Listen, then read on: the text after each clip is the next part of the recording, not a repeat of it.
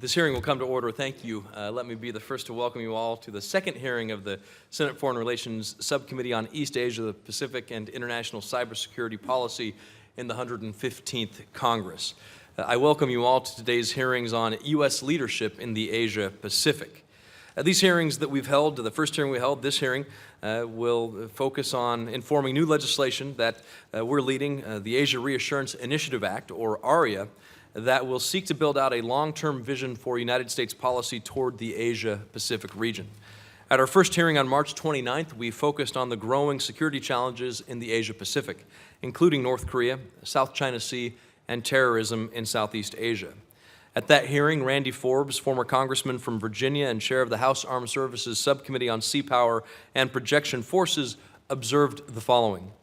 In the coming decades, this is the region where the largest armies in the world will camp. This is the region where the most powerful navies in the world will gather. This is the region where over 1/2 of the world's commerce will take place and 2/3 will travel. This is the region where a maritime superhighway linking the Indian subcontinent, Southeast Asia, Australia, Northeast Asia, and the United States begins. This is the region where two superpowers will compete to determine which world order will prevail. This is the region where the seeds of conflict that could most engulf the world could be planted. It's a very important statement that we hold in mind as we focus on this hearing. So today, we will talk about the importance of U.S. economic leadership in the Asia-Pacific. By 2050, as Congressman Forbes mentioned, experts estimate that Asia will account for over 1/2 of the global population and over 1/2 of the world's gross domestic product. We cannot ignore the fundamental fact that this region will be critical for the U.S. economy to grow and create jobs through export opportunities. We have two distinguished witnesses joining us today to shed light on this very important topic. Ms. Tami Overby, who serves as the Senior Vice President for Asia at the U.S. Chamber of Commerce, and Dr. Robert Orr. There are a lot of Orrs in Colorado, so I don't know if you have some Orrs in Colorado that you're related to or not, but certainly a lot of Orrs there too. Professor and Dean at the School of Public Policy at the University of Maryland. Thanks to our witnesses for being with us today, and I certainly look forward to your testimonies. But I'll first turn to Senator Markey, for our ranking member of the Asia Subcommittee, for his opening comments. Thank you, Mr. Chairman, very much, and we thank you so much for holding this very important hearing. And in essence, I think what you're saying here, Mr. Chairman, is that you're abiding by the philosophy of Wayne Gretzky when he was asked, by the way, the second greatest hockey player of all time, when he was asked, you know, how do you score goals? He said, "I do not go to where the puck is, I go to where the puck will be." Okay? And so that's really what we're talking about here. How do we, from an economic perspective, get to where the puck will be? One of the witnesses here at the table knows that the correct answer of the greatest hockey player is Bobby Orr from the Boston Bruins. So that's one person in the room who knows that answer. So the greatest hockey player of all time. So from my perspective, this hearing kind of goes right to how important it's going to be for us to work with like-minded countries towards a high standard, inclusive, and rules-based regional economic order. The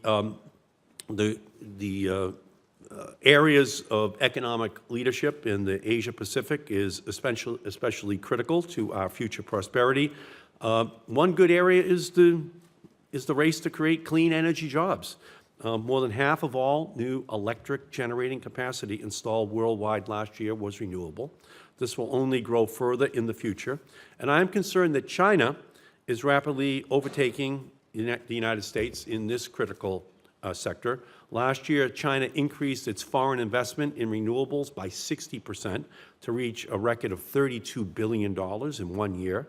This includes 11 new overseas investment deals worth more than $1 billion apiece. In 2015, China invested over $100 billion in clean energy, twice that which we invested here in the United States. That same year, China overtook the United States as the largest market for electric vehicles with over 200,000 registrations. Two Chinese companies, BYD and CATL, are a growing challenge to Tesla's leadership in the global electric car sector. Tianqi Lithium, a Chinese company, is now the world's largest manufacturer of lithium ion, a key element for electric car batteries. 5 of the world's 6 largest solar module manufacturers are Chinese. The list goes on, and we could go to other areas of the economy as well. What it says to me is that they have a plan. We need a plan. We need a plan which we can articulate, and that is the job which the chairman has given us. We kind of think through what that economic vision for the future of the United States and this region is going to be, and I'm very much looking forward to this hearing, and I yield back to you, Mr. Chairman. Thank you, Mr. Chairman. We're also joined by Senator Portman from Ohio. Thank you, Senator Portman, for being here today. If you'd care to add anything at the beginning of the comments, if not, we can wait till questions. No, I'm just honored to have Bobby Orr among us. And he's from Colorado, too, which is amazing. Seriously, thank you both for holding this hearing. And I'm here not as a member of the subcommittee, someone very interested. I'm not going to be able to stay for the entire hearing, but I really want to talk more about some of the issues that were raised already by the chair and ranking member, particularly what is the One Belt, One Road initiative going to mean for us? Should we be more engaged in it? What's the implications of the United States not being as involved in the Asian Infrastructure Investment Bank as an example, and some of the trade negotiations ongoing in the region?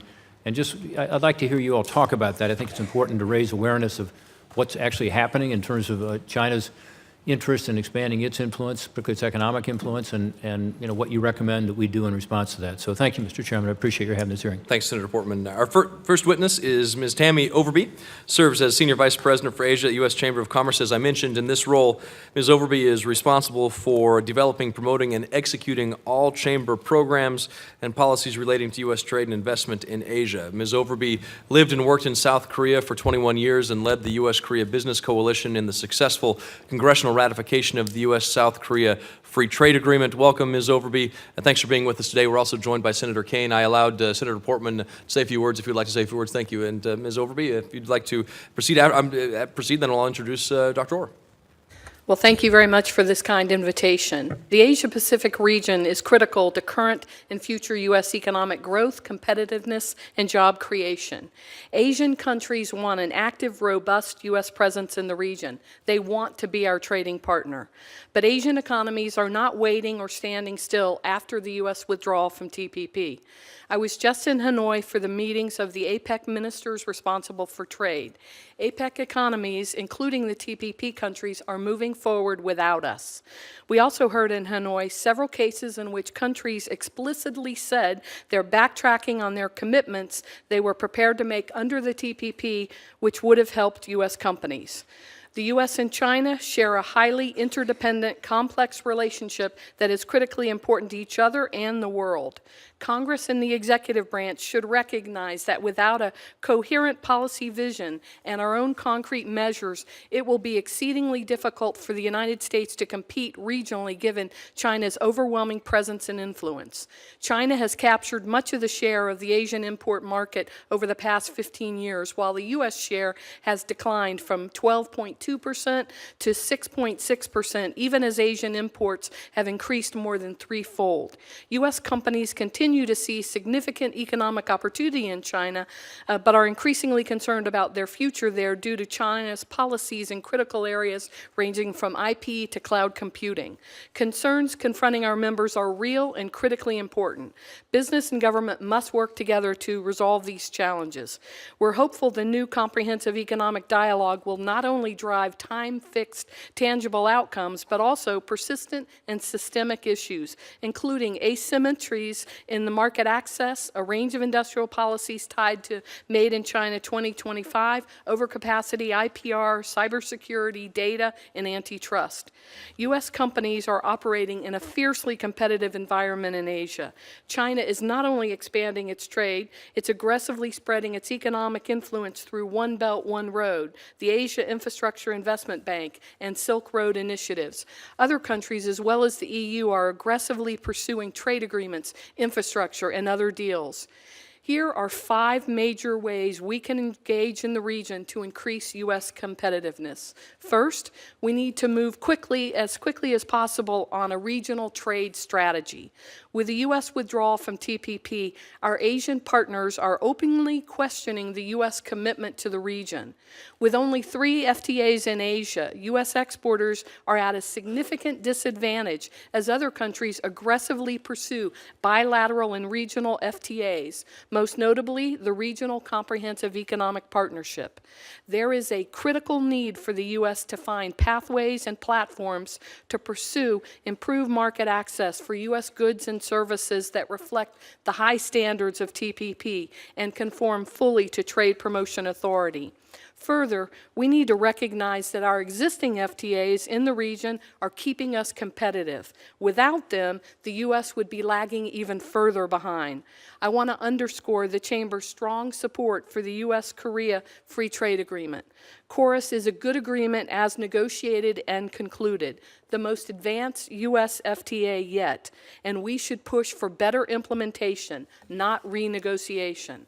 Second, we need a fully armed and empowered U.S. Export-Import Bank to help maintain U.S. export competitiveness in the region.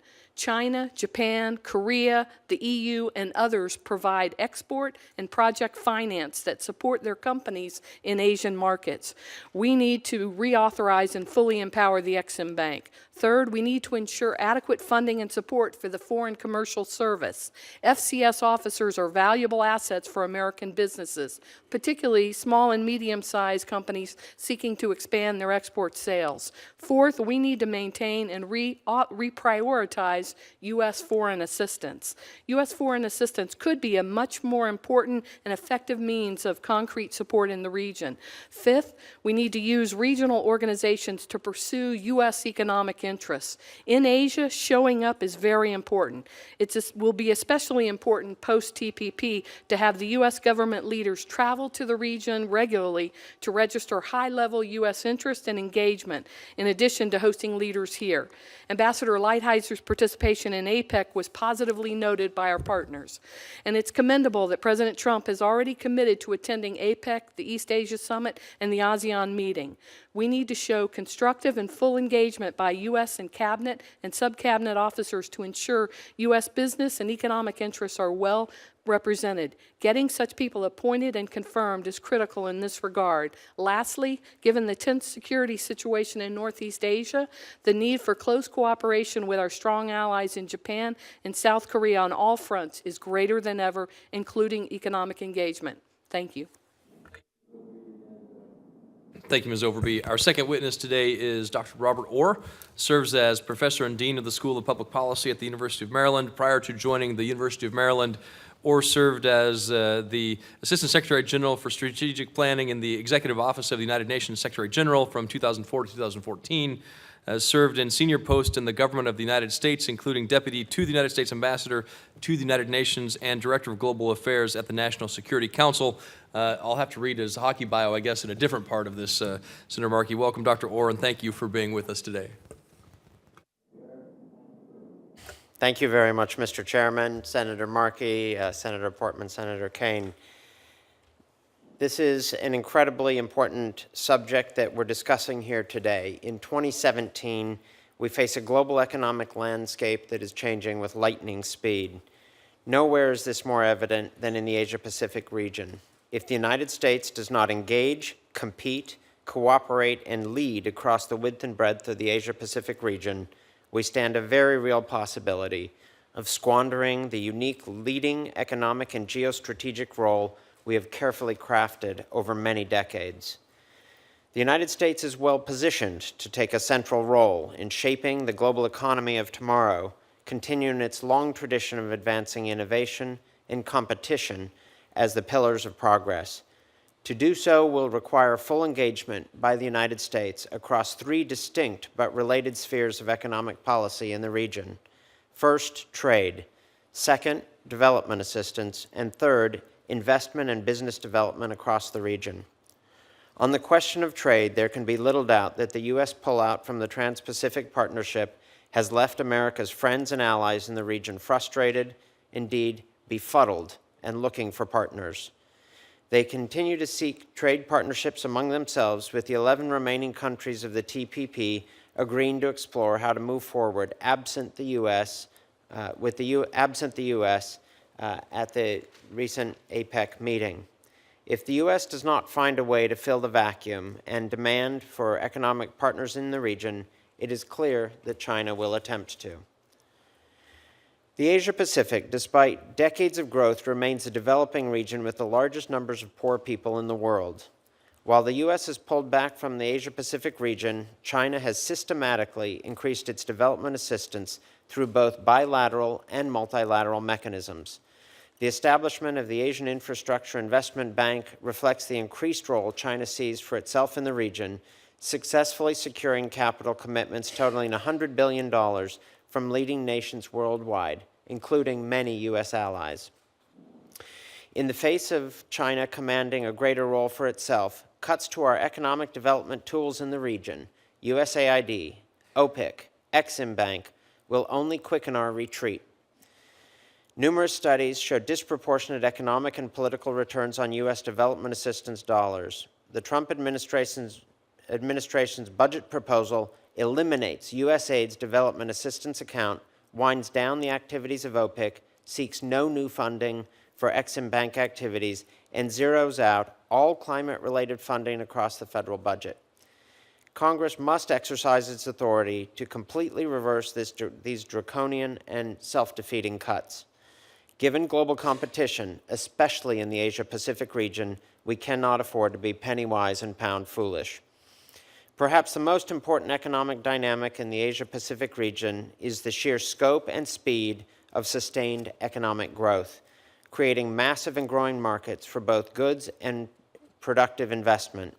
The geoeconomic and geostrategic game of the 21st century will increasingly play out in the Asia-Pacific region, especially on issues of energy, infrastructure, natural resources, changing consumer demands, and various forms of economic transformation in the face of climate change.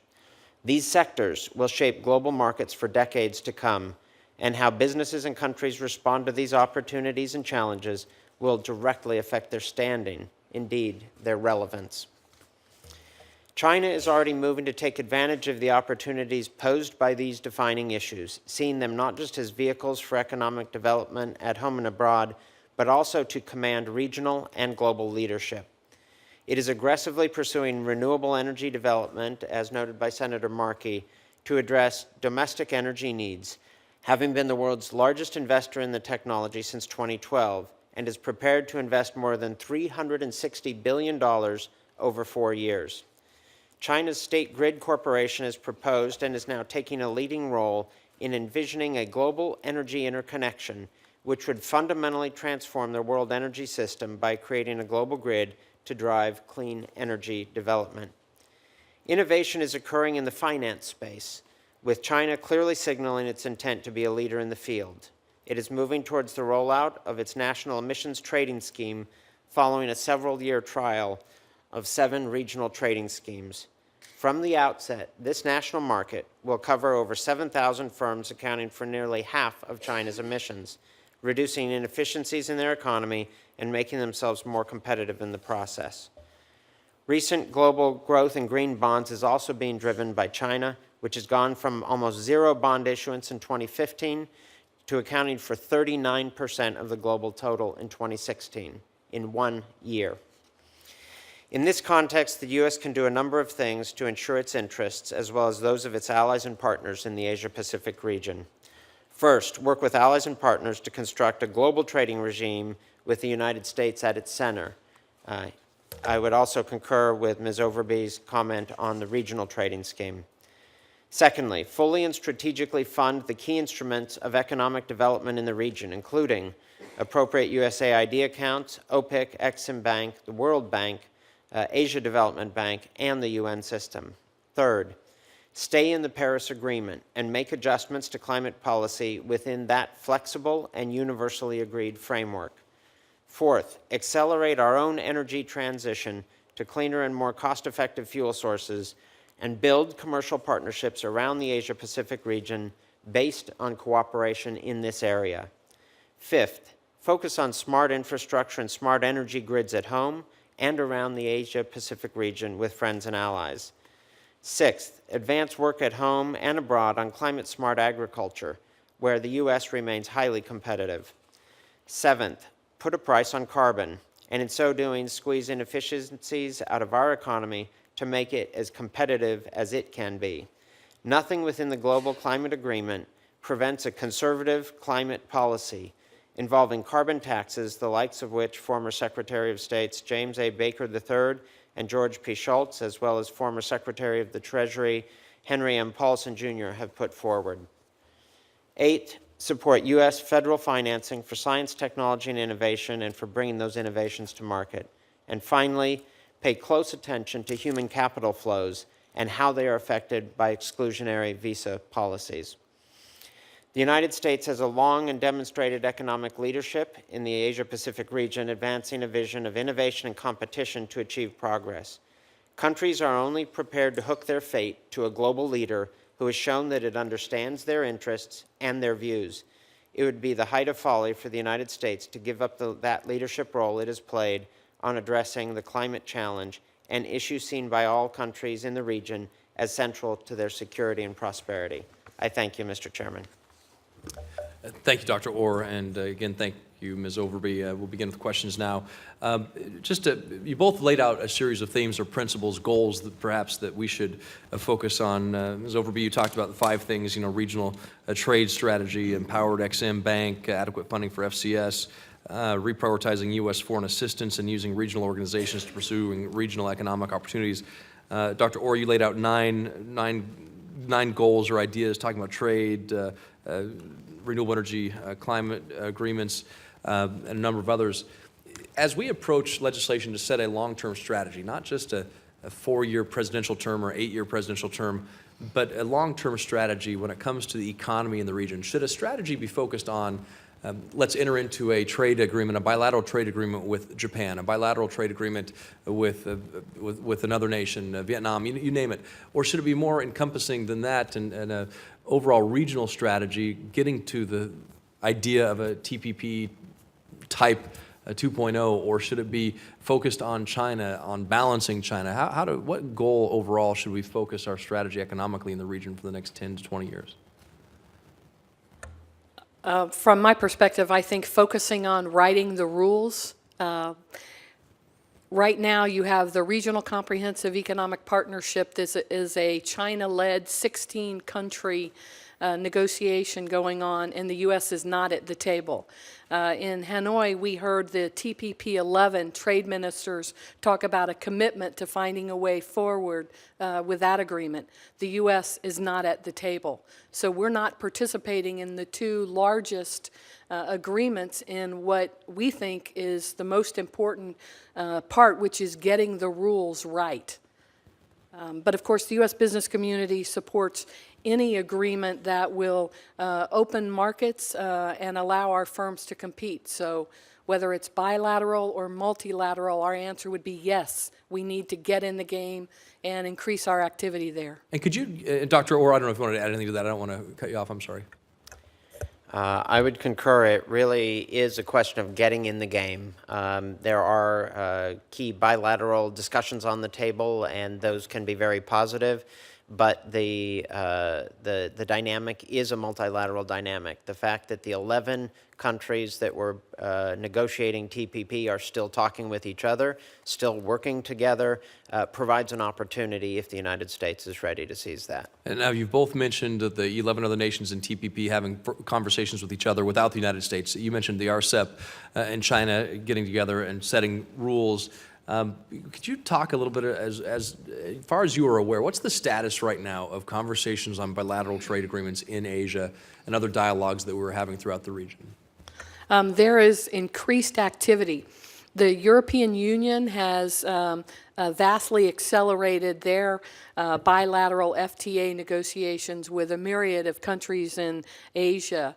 And the Chinese have been very clear about their indication to try to move RCEP to a conclusion this year. And the 11 TPP countries also are looking to try to do something with the high standards and the strong rules in TPP. They reaffirmed in Hanoi that the reasons that they entered TPP, even without the U.S. participation, are still valid.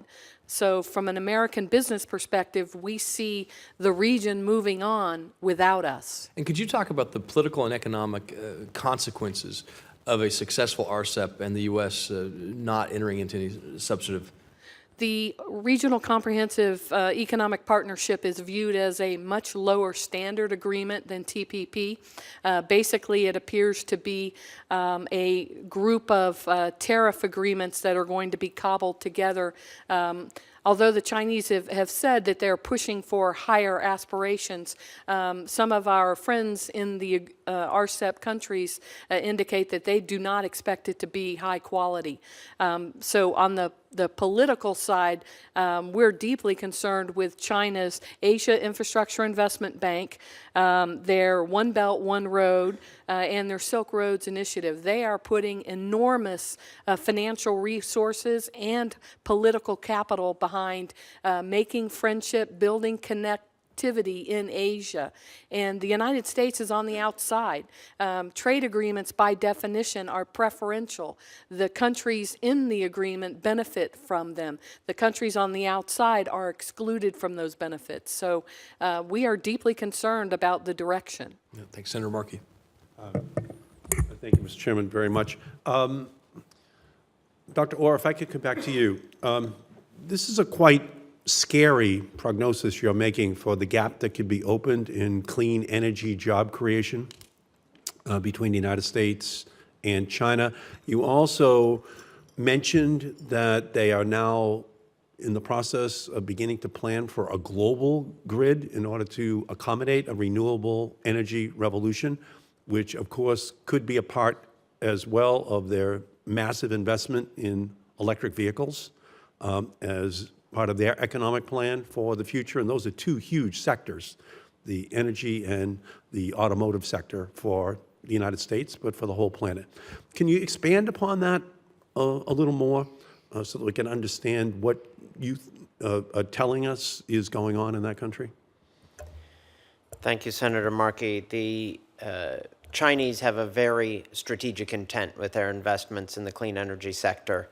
I have been traveling to China at least twice a year for the last decade, and I have watched year over year the players in China broaden and thicken and deepen that are working on clean energy at home in China and around the world. They intend to dominate this space. They're doing a very good job of it right now. The investment numbers are staggering. They are creating markets at home and using that to be able to project those markets into other countries. In Asia? In Asia primarily, not exclusively. They are also making investments in Latin America and other regions as well. But because they have such a deep market for renewables in their own country, they can produce them at very cost-effective rates. I mentioned the Asian Infrastructure Investment and Infrastructure Bank, but we best not forget other instruments that they are using. The China Development Bank is being capitalized for big efforts in this area. There are other instruments. The One Belt, One Road initiative is not just an economic initiative. It is a geostrategic initiative. They are binding countries into their orbit. They have just held a summit that the President of Turkey declared, the Prime Minister of Turkey declared, the President of Turkey declared that their plan was to link up with the One Belt, One Road initiative and provide the channel of all these products to Europe. This is a geostrategic order that is designed by China to do exactly what we don't want to see, which is a pivot away from a move into the Asia-Pacific, instead cementing their dominance on markets on the other side. Could you just, conceptually talk about what a cross-national smart grid using renewables as the basis for it in the Asia region, just those countries that are abutting China, could mean in terms of the deepening roots that they could create by binding those other countries to an energy, electricity, all-electric vehicle future for an entire region, not just that one country. Every country I've visited in the region, every global conference I've been to in the last decade, either as a U.S. or a UN official, I have seen the State Grid Corporation of China. They have a presence. They are projecting it. I was in Houston just a year ago, and at U.S. energy conferences, the State Grid Corporation of China is one of the leading players. So they are looking at this as a regional move, but they are not hiding their ambitions for a global grid that is driven by the Chinese State Grid Corporation. They're starting with conversations and, in fact, investments with countries abutting China to begin a smart grid that would be able to take on board renewables of all kinds. This is something that is part of their kind of neighborhood strategy. But they're not going to stop there. So, You mentioned in your testimony $60 billion in Chinese smart grid investment just through 2020, just 3 years from now, $60 billion. So what do you project that could explode to become by 2030? in fact, you need to take even the announced numbers with a grain of salt. The Chinese have a way of understating the numbers when they're talking about their stated objectives. I think their stated objective of 60 billion in smart grid by 2020 will probably be achieved well before that. I would expect the numbers by 2020 to be higher. And I think how high it goes depends on how many takers they get. But if the indications are correct that all of their neighbors are talking with them, and they are starting to talk to a number of U.S. partners and allies as well. So it moves very quickly from the economic realm to the strategic realm in terms of building relationships and dependence on that grid. And thank you, Mr. Chairman. That was always one of the visions of Buckminster Fuller, this cross-national grid that would bind people together, that would show the interconnectivity of all of us on the planet. But I don't think any of us ever envisioned that it would be the Chinese that would implement such a strategy. But it is something that actually makes a lot of economic sense, and it requires us to be thinking through what the implications are. Thank you. Thank you, Senator Kane. Thank you, Mr. Chair, and thank you to the witnesses. Just a topical issue. Talk a little bit about risk factors in the Chinese economy. I saw the news this morning about the Moody's bond credit rating downgrade in China. And just share with us a little bit your perspective on what that means and some of the risks that they're facing.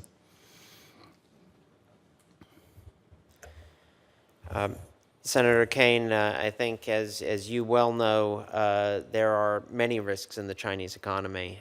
While they are a juggernaut of growth over decades and have amassed huge amounts of capital that can be deployed strategically, there are still huge inefficiencies in their economy.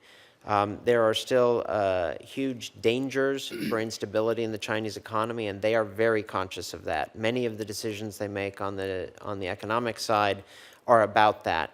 Interestingly, one of the reasons after years of trying to argue with Chinese officials that they needed to invest more in clean technologies, they got religion not because of global environmental goals or the like.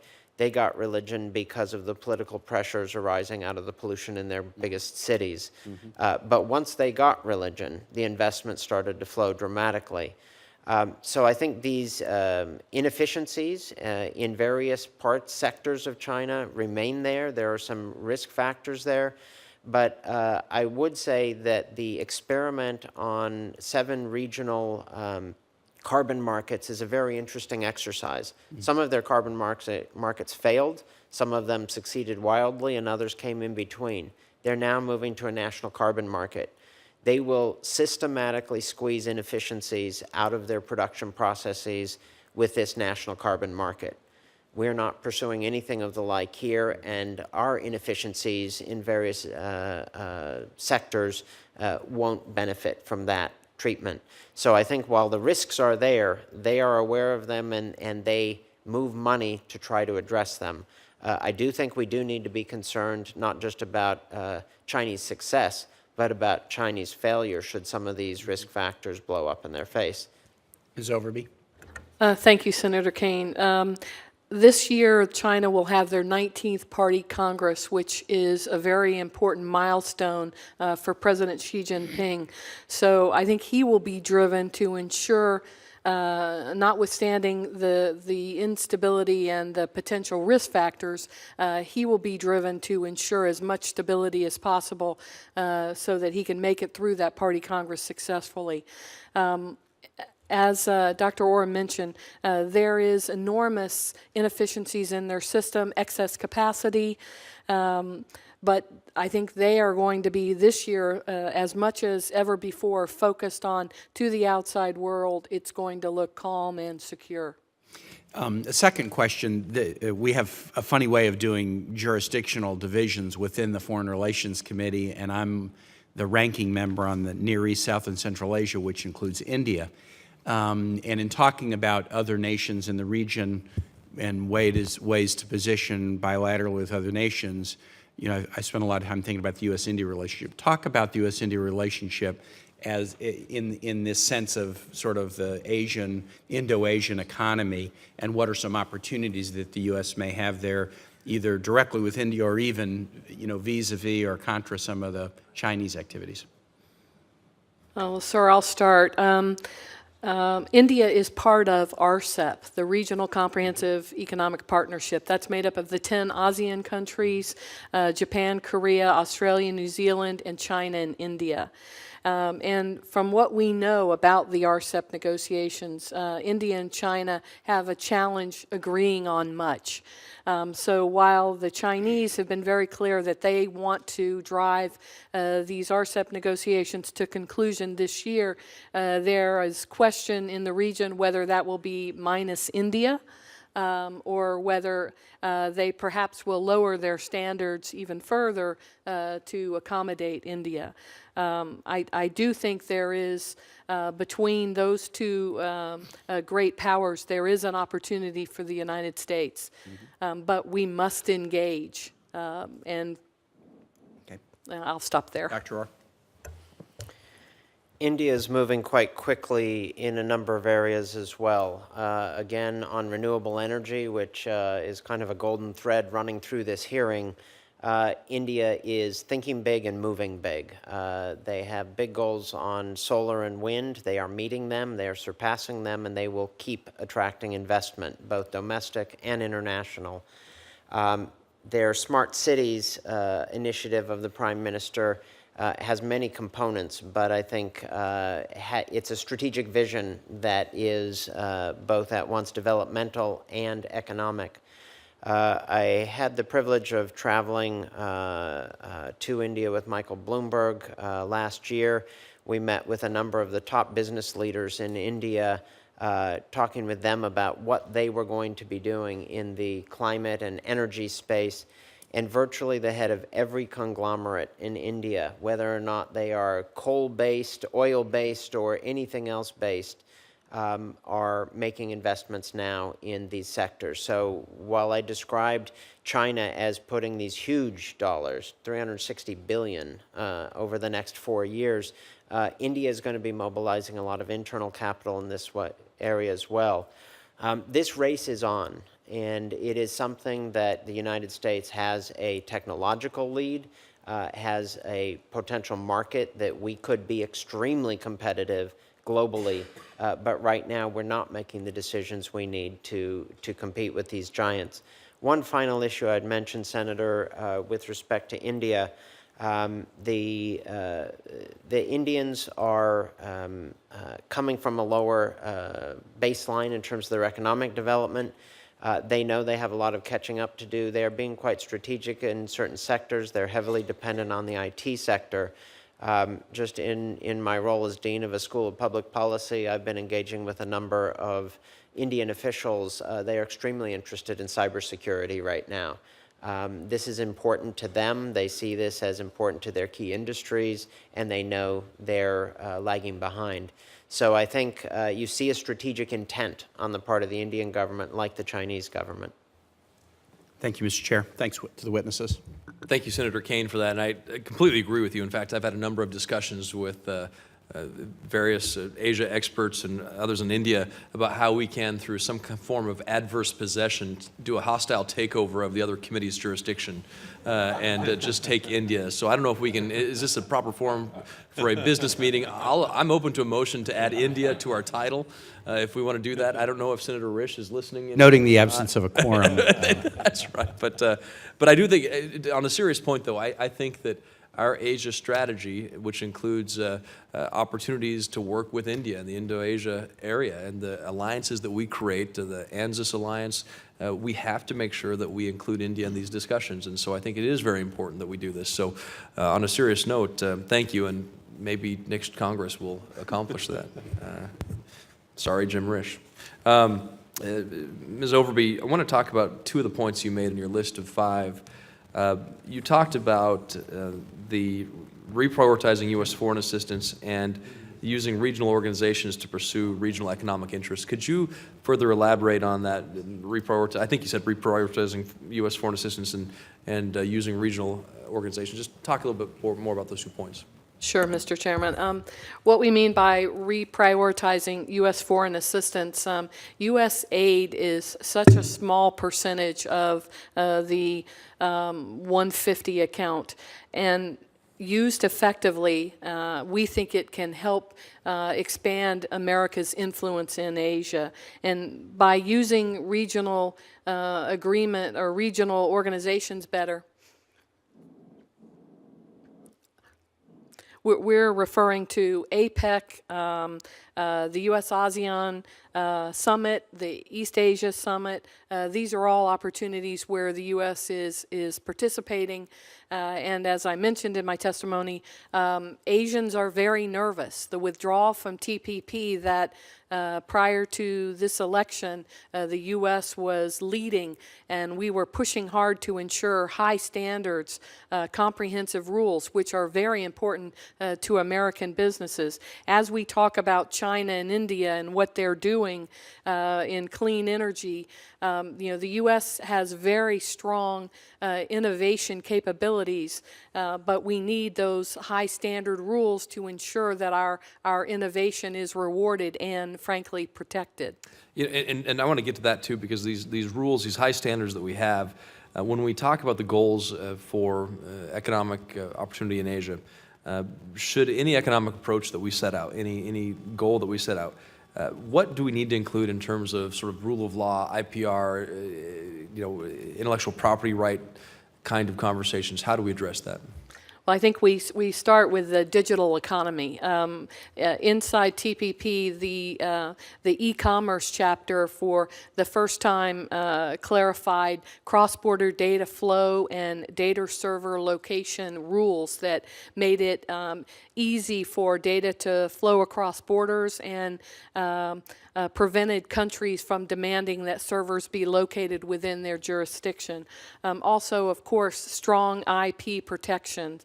The U.S., one of the most innovative country on earth, we need to be able to protect that innovation and be rewarded for it. And so, like in the bill idea, this concept that we have that focuses on national security issues, economic securities, human rights, democracy elements. If you have an economic component that talks about the importance of the alliances, that talks about the importance of trade and opportunity, do you need a standalone segment in there on these issues of these standards as it relates to intellectual property rights, those kinds of things? We think so. We think legislation that's short of a trade agreement in and of itself, you should still include that. Yeah. I would support that absolutely, because rule of law is still being developed in Asia, and those rules of the road for trade are being written as we speak. Right now, we have a hodgepodge of spaghetti bowl rules, different bilateral agreements, different regional agreements. TPP was seeking to raise the standards significantly. And I should point out that the U.S. was the driver until when Japan joined the negotiation to be the 12th country. Then it became the U.S. and Japan as the demandeurs of high standards for most of these high comprehensive rules and standards. So it is our belief that we absolutely need to have clear rules, comprehensive, and high standards. Dr. Orr, anything like that?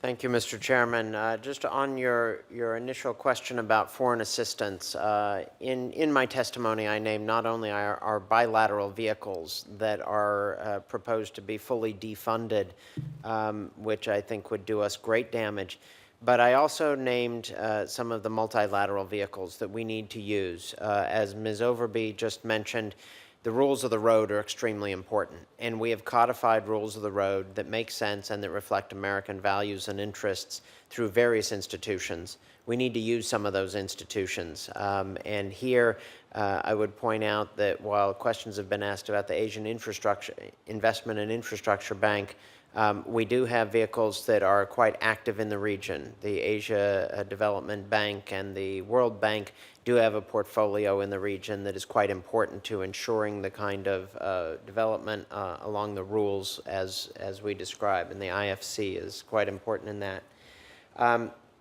Just the last thing that I would mention is that we've talked about China a lot, and India has come up. It's striking to me that we have not yet touched on major countries like Indonesia, and let's maybe think about Southeast Asia as a region. This is a region that very much wants to work with, trade with, get investment from, and invest in the United States. We do need to think about the other sub-regions of the Asia-Pacific region as important players in and of themselves, and to engage with them on the rules creation, because it's not there's not a purist stance on that within the ASEAN countries. So working with them, I think a lot is possible. So as you give thought to your legislation, and I would agree that the rules-based system is important, we should base our work through institutions that help secure those rules, but then work with constituencies like ASEAN that are winnable. Thank you, Dr. Orr. And the vote has been called, and so we'll just kind of go back and forth and then probably conclude the hearing so nobody has to wait. Senator Markey. Okay, beautiful. Thank you. I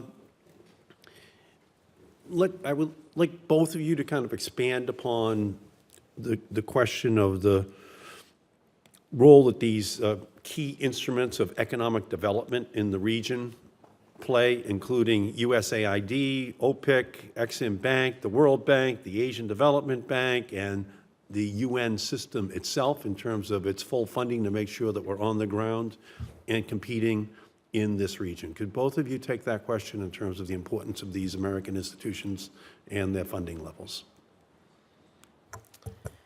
Thank you, Senator. All of these institutions play a different role, but the United States has always been the driver in every single one of those institutions you just mentioned.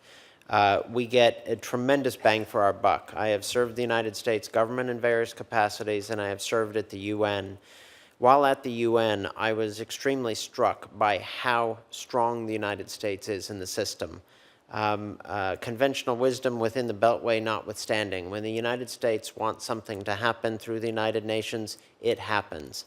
The rules reflect that. The various areas within the UN's purview, everything from the international postal system to trade issues to investment rules, are codified with a disproportionate U.S. voting share. And that is to our benefit. The one other thing that I would mention in terms of institutions that we do need to think about, there are a number of informal institutions that engage on economic issues.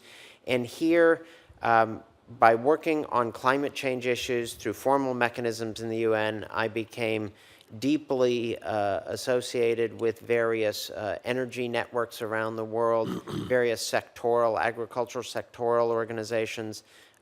These kind of tools are ones that we also need to think about in our strategy. The one place where it's come together was in the Paris Agreement. And the Paris Agreement is now being debated in Washington about whether or not we should pull out. I cannot imagine a greater self-inflicted wound than walking away from an agreement that we shaped, that is in our interests, that every country in the world is supporting, and that provides the framework for those various sectors to coordinate around the rules of the road that we have set. Thank you.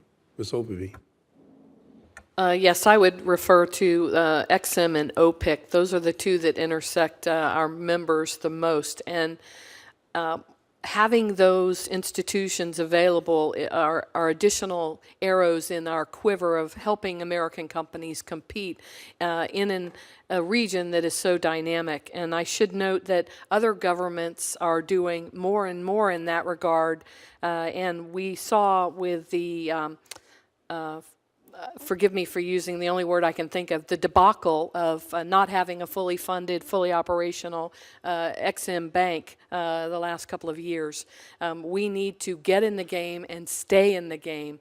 Our companies need support. We at least need to have the same level of support that other countries are providing to their companies. And for many of our companies, it is the small and medium-sized companies that are being hurt the worst.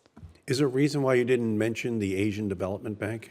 The Asia Development Bank, I think it's important, but I think we see more activity among our companies with XM and OPIC. Okay, wonderful. Thank you. Thank you, Mr. Chairman.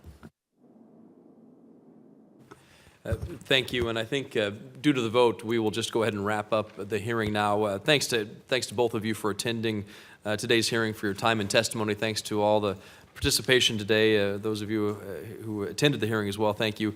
For the information of members, the record will remain open until the close of business on Friday, including for members to submit questions for the record. And I'd kindly ask the witnesses to respond as quickly as possible to those questions. Your responses will be made a part of the record. With thanks to this committee, this hearing is now adjourned.